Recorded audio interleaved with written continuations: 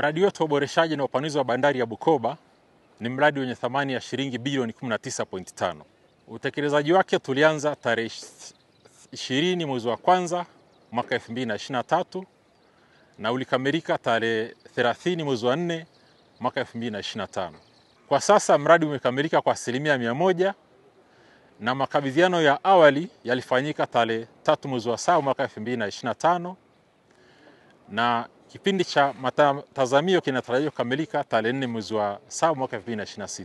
Kwa sasa bandari ya Bukoba tuko tayari kufanya biashara. Tunawakaribisha wateja wote kutoka nchi jirani zote na hapa mjini na hapa Bukoba pamoja na mikoa mingine ya jirani ili tuweze kufanya biashara. Kwa sababu hapa kwetu sasa hivi ni salama kwa kila kitu. Ulinzi upo wa mizigo na binadamu na usalama wa kila kitu kipo. Kwa hiyo tunawakaribisha waje tufanye biashara ili kuweza kipato kuongezeka. Mradi huu upo katika eneo la matarajio na shughuli za bandari zinaendelea kama kawaida katika uboreshaji uliokwisha kamilika wa bandari ya Kemondo. Uboreshaji huo umeunganisha pamoja gati pamoja na jengo la abiria pamoja na godown la kutuzia mizigo ambayo ni bohari.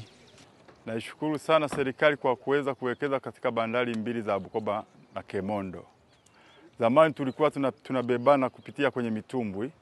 Sasa hivi bandari imeboreshwa sana. Kwa hiyo nashauri sana wafanyabiashara wengi wawekeze kati ya bandari ya Bukoba na Kemondo. Hii ni fursa kubwa tu kwa wafanyabiashara. Tunamshukuru mama sana kwa sababu kapaboresha hapa. Pakuwa hivi kwa kipindi cha nyuma. Lakini sasa hivi pameboreshwa, pako vizuri. Na tunaona watu mbalimbali, wafanyabiashara tofauti kutoka visiwani wapi wanakuja mahali hapa kwa sababu hii sehemu imeboreshwa, iko vizuri. Mheshimiwa Rais hapa ameweka bilioni 20 kwenye bandari hii na kuifanyia maboresho makubwa sana, ikiwemo kujenga gati la kisasa ambalo sasa linaweza kupokea meli yote kubwa unayofahamu wewe. Wananchi wenzangu, tarehe 15 mwezi wa 10 kwenye kata yetu ya Kemondo tutakuwa na ugeni mkubwa wa Mheshimiwa Rais Dr. Samia Suluhu Hassan. Tumezungumza uwekezaji mkubwa ambao ametufanyia. Bandari hii wote ni mashahidi.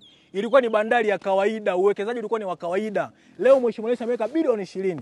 Niwaombe sana wananchi wenzangu wa Kemondo, tarehe 15 mwezi wa 10 ni siku maalum ya kuja kumlaki Mheshimiwa Rais, kumshukuru kwa kazi kubwa aliyotufanyia. Ili kuwa mwanafamilia bora wa Global TV, usisahau kusubscribe, like, kushare na kucomment. Baada ya kusubscribe, bonyeza alama ya kengele ili kupata taarifa kwa kila video inayopanda Global TV Online.